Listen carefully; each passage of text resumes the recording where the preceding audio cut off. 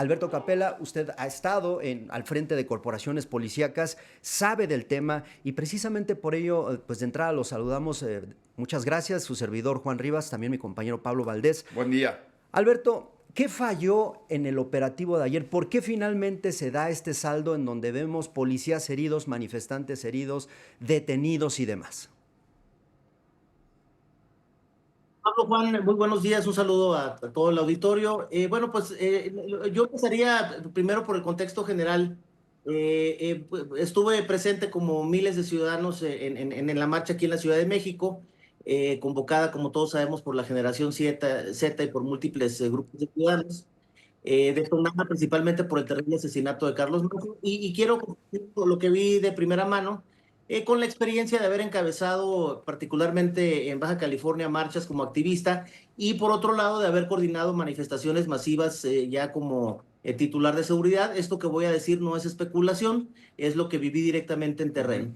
Lo primero que hay que destacar y subrayar es que observamos una movilización profundamente plural, familias completas, personas mayores, jóvenes, profesionistas, vecinos, ciudadanos de todos los perfiles. Destacaban obviamente las banderas mexicanas, las banderas asociadas a la generación Z y un par de color blanco, el color precisamente de la paz. Un ambiente desde el Ángel hasta el eje central Lázaro Cárdenas, totalmente pacífico, pero políticamente contundente, con consignas muy claras contra Morena, contra la presidenta, contra Dan Augusto, contra Noroña y sobre todo exigiendo justicia por el asesinato de Carlos Manso. Durante más de 3 horas, desde Reforma hasta el eje central, el flujo de gente fue continuo y ordenado, masivo, increíble. Pero al llegar la historia cambió. Ahí encontramos un operativo que no buscaba facilitar la entrada al Zócalo, sino inhibirla. Había vallas formando una estructura tipo L alrededor de la Catedral y hasta Palacio Nacional, cierre con vallas en eje Lázaro Cárdenas y Francisco y Madero, lo cual generaba que el único acceso era por la calle 5 de Mayo. Este diseño definitivamente no es casual, está hecho para fragmentar, para generar temor y para evitar que una concentración ciudadana se vea tan grande como realmente lo fue. Al llegar a este punto comenzamos a ver una violencia exactamente en el lugar donde la gente intentaba entrar, un grupo de jóvenes atacando las vallas en la lateral de la catedral, con golpes, con humo, con gritos. Había personas que les decían a los jóvenes: ¿por qué ataca la catedral si el problema es en Palacio Nacional? Miles de personas al ver esta imagen se regresaron. Esto no fue accidental, fue pues, obviamente un diseño estratégico. El foco más intenso estaba frente a Palacio Nacional, el foco de violencia. Ahí vimos piedras, botellas, bombas molotov, objetos encendidos y cuetones que parecían explosiones. Y es importante decirlo, la mitad de las vallas derribadas fueron precisamente las del frente a Palacio Nacional, no las que estaban al lado de la catedral. Quiero tenerme un momento para hablar obviamente de los policías antimotines, el factor humano que obviamente pareciera en una situación tan importante. Yo he estado del otro lado del escudo. Ayer, el sábado, los vi soportar más de 5 horas de agresiones, pedradas, golpes, botellas molotov, mentadas de madre, humo, gas pimienta, cuetones, ensordecedores. Hay que entender que son seres humanos y también fueron víctimas de un diseño político que los mantuvo inmóviles y víctimas obviamente de estos ataques, recibiendo obviamente no, una nula autorización para poder intervenir.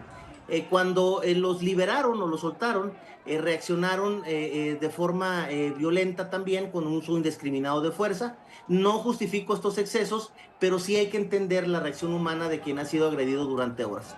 Los cuetones que escuchamos desde un principio causaron un estruendo brutal. Mucha gente pensó que eran disparos. Yo vi niños llorando, adultos mayores asustados y familiares y familias enteras retirándose, obviamente, por el riesgo que para ellos representaba todo este escenario. Ese ruido fue determinante para que miles de personas no entraran a la explanada del Zócalo. Y por eso el Zócalo no se llenó. No fue por falta de gente, fue por el diseño, obviamente, del operativo. Lo que se encontraba al llegar era suficiente para que cualquiera decidiera salir de inmediato. Finalmente, cerca o pasadito, los antimotines avanzaron para dispersar a la gente. Todos los ciudadanos que se encontraban, niños, jóvenes, corrieron hacia las calles 5 de Mayo, hasta 16 de septiembre y hacia Madero. Fue un momento de pánico. A mí me tocó también, obviamente, correr. y el sábado respondo a lo que yo llamo autocracia pasiva. No te prohíben manchar, pero colocan violencia donde llegas, no te impiden entrar, pero diseñan embudos que disuaden, Sí. no reprimen abiertamente, pero distorsionan la imagen final. Es control sin admitirlo, es una represión obviamente sin declararla. Yo vi una marcha enorme, plural y profundamente pacífica. Vi indignación, pero también vi una profunda esperanza de que este país puede cambiar. Vi policías utilizados, familias atemorizadas y vi un operativo diseñado para alterar la percepción de una movilización histórica. Los pacíficos fuimos nosotros, la narrativa del caos vino definitivamente de otro lado. Claro. Lo que ocurrió el sábado no fue un accidente, fue una ingeniería política perfectamente diseñada que tuvo éxito y que mantiene una narrativa de violencia en donde el 99% de lo que sucedió ahí fue un espíritu de paz. Sin duda alguna, Alberto. Y bueno, pero aquí también esto tiene implicaciones éticas e implicaciones operativas.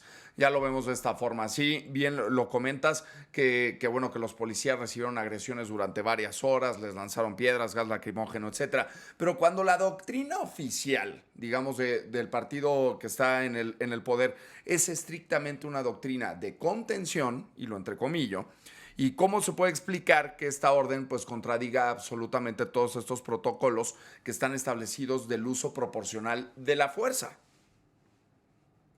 Bueno, en definitiva, el plantear la narrativa pues genera la posibilidad de crear un escenario de esta naturaleza. Es muy probable que en las complexiones físicas de los jóvenes que participaron, los violentos particularmente, yo les llamo los vándalos de la marcha, los pudiéramos encontrar en cualquier otra manifestación, inclusive de la izquierda, en cualquier otra manifestación por el tema del 2 de octubre, serían las mismas complexiones físicas. Y hacemos una entrevista a estos jóvenes para saber si ellos obviamente simpatizaban con el escenario de la movilización. Te puedo asegurar que muy pocos te hubieran contestado la razón real del por qué se estaba generando esta marcha. Entonces, quién es la mano que mueve obviamente toda esta telaraña de estas expresiones violentas, pues no lo sabremos en definitiva, pero finalmente el resultado nos daría una pista muy clara de dónde viene. La narrativa, las imágenes, la mayor parte de los comentarios periodísticos van en función de la violencia generada por estos grupos antimotines y estas imágenes obviamente lamentables que han dado la vuelta al mundo y que han generado una serie de especulaciones y que manchan todavía aún más la imagen de un país sumamente vulnerado por el tema del narcotráfico y por la extrema violencia que estamos viviendo. Alberto Capella, ¿cómo debió ser el operativo entonces, de alguna manera, para que nos llevara a tener esta percepción de la violencia y que ahora únicamente sea en lo que estuviéramos enfocados? Es decir, hay quienes cuestionan desde que se instalaron tantas vallas, desde que se bloquearon los accesos al Zócalo y demás, ¿todo eso era innecesario? Bueno, el que pareciera que toda esa escenografía se planteó desde un principio para que todo esto que vimos evidentemente sucediera. Yo escuché en miles de ocasiones, en un periodo de 5 horas, el siguiente comentario, donde los ciudadanos le decían a los jóvenes, es una marcha pacífica, no a la violencia, no tiren piedras, no tiren piedras. Era reiterado a la cantidad de personas, obviamente, que señalaban una situación de esta naturaleza. ¿Cuántos jóvenes participaron? Entre 150 y 200 contra decenas de miles de forma pacífica que no pudieron plantear de manera concreta el objetivo de la marcha. O sea, esa fue la realidad. El diseño, en definitiva, era un diseño preparado para la violencia. Una marcha pacífica con un escenario estructurado para una extrema violencia, un dramatismo de violencia. Entonces, desde ahí, obviamente, pues te genera pues una percepción o por lo menos un análisis de que algo estaba preparado para que finalmente estas imágenes fueran las que dieran la vuelta al mundo, las que generaran una percepción desafortunada, pero hay que ver lo que sucedió en otras ciudades Sí. de México, cómo se controló, cómo hubo el diálogo, cómo hubo cierta empatía en lugares en donde no hubo esta preparación previa para generar esta invitación a que estos grupos anarquistas o de vándalos generaran todas estas imágenes verdaderamente desafortunadas. Pues la verdad es que pues me da mucha pena las personas lesionadas tanto de un lado como del otro. Tengo una profunda empatía por el tema de los policías. Los policías no son parte de las ecuaciones políticas, están haciendo su trabajo y bueno, reciben de manera directa las mentadas de madre y las críticas de una sociedad desesperada cuando realmente el efecto y las decisiones vienen de otro lugar. ¿Qué te dice, Alberto, que en esta ocasión, por ejemplo, gran parte de los integrantes de este pequeño grupo que reaccionó así y que generó la violencia en el Zócalo venían con la cara descubierta? Bueno, algunos, no todos, algunos los más violentos, yo inclusive cuando estaba tomando se acercó un grupo de 5 y me dijeron, apaga la cámara y no me tomes el rostro. Así había, obviamente, cierto cuidado.